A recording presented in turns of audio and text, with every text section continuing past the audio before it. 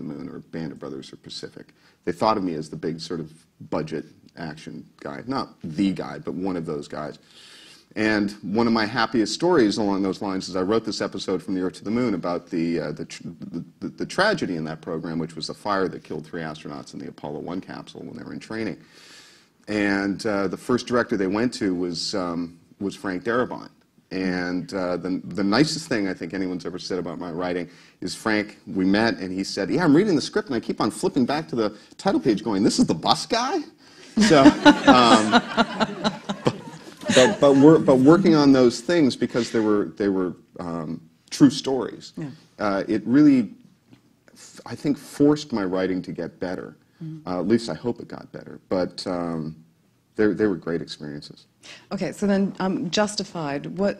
How did you get into Justified? What was the connection with Elmore Leonard, and how did that project come about? Well, you know, some of this business is just simply, it's deal making, and I had a deal at Sony Pictures Television. I had to write some pilot for them. They didn't like my ideas, so yeah, I know. So, but we've got something for you, and it's like, well, okay, if you were going to do that, then. They had this option, this story by Elmore Leonard, a novella called Fire in the Hole, and I'd been reading Elmore Leonard since the early to mid '80s, and we were talking before. I have that part of my bookshelf which is just Elmore.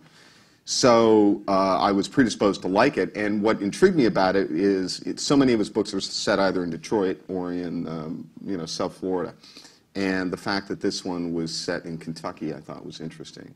And the idea of taking this character, Raylan Gibbons, who I was familiar with from writing The Rap, taking him back to his home in Kentucky I thought would be a cool thing to do.